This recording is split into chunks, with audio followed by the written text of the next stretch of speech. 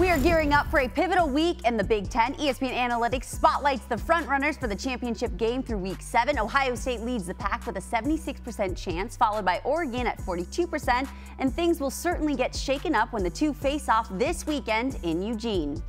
All right, it was a long week without you, so we are going to give a big welcome to ESPN betting analyst Joe Fortenbaugh. Everyone. We got to give a big round of applause. Thank you. It's good to be back. Thanks, everyone. Thanks, everyone. Yes, of course. Yes.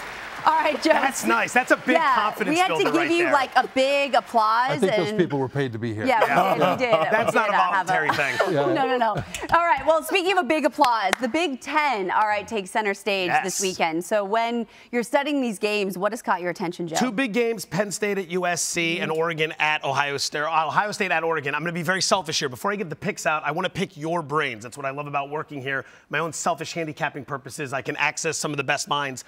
Teams in the Big Ten traveling across 2 time zones so far this year, right? We saw it with USC going to Minnesota, things like that.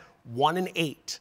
1-8 with the extra travel. How much do I weigh into that this weekend? For these two teams, I don't weigh too much into it. I think that Ohio State, from a talent perspective, we would always say when you're traveling, we would say pack the defense. That's what my coach would say. Like in your suitcase, pack the defense. That's what Ohio State has, the best defense in college football. Penn State's playing great defense as well. So when it comes to traveling across time zones, I think both teams are packing the D. Oh, it depends on who you're playing. I mean, Michigan State played at Oregon. UCLA played at Penn State. But my thought is, you know what? You're going to be sitting and reading something, whether you're on a plane or whether you're at home. If you think traveling a couple of time zones is tough as a football player, you're in the wrong sport. Okay, so let's take those notes. Let's get rid of them.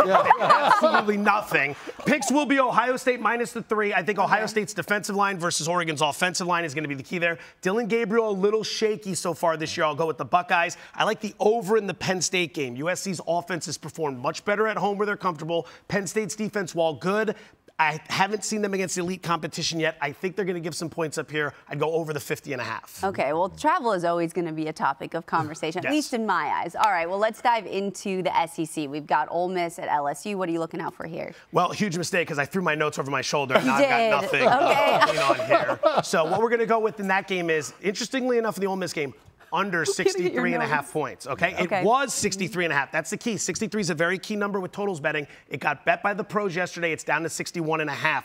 Under money, shockingly, because we've seen the history between these two teams. They've had some real shootout affairs. But the star wide receiver from Ole Miss, a bit dinged up coming in this game. Ole Miss has played 6 straight weeks as well. A lot of teams have had bye weeks. So far, they haven't. I wonder what that looks like. I'm leaning to a lower scoring game there. Yeah, well, one of the reasons that might be a really good call is because both of these teams excel at sacking the quarterback. LSU is 3rd in the SEC, even though Harold Perkins doesn't have a sack and he's hurt now. And the Ole Miss defense leads the nation with 24 sacks. So I think both passers are going to have a whole big face full of opposing pass rushers. But these are also two of the most prolific passing offenses as well, whether it's Jackson Dart or Miller Moss. And so I think that I understand the feel of the other because of banged up receivers, but I also feel like, man, these offenses are so prolific, it might be a high-scoring game. It's a dangerous bet either way. It's not going to be a comfortable one.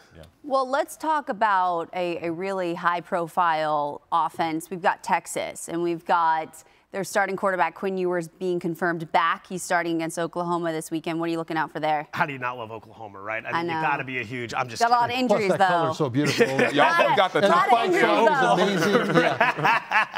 Amazing. Look, you're talking about laying more than 2 touchdowns here at 14.5 in a rivalry game where you know Oklahoma's going to get up. It's tough. History points to the dog when it's this big in this rivalry. I can't get behind Oklahoma here. The offense has been anemic all year. They're banged up at wide receiver coming into this game. I would lean towards Texas. They started very slow last year. They looked overwhelmed in that game early, and they were never able to get back on the right footing. I think that's going to be the point of emphasis. Start fast, and then Oklahoma's not going to be able to catch up. You know, I agree with that. Last year, Oklahoma beat Texas. They had Dylan Gabriel at quarterback. Entering that game, Gabriel had 1,437 pass attempts. The freshman, Michael Hawkins, who will start at quarterback for Oklahoma in this one, has 37 pass attempts to his career.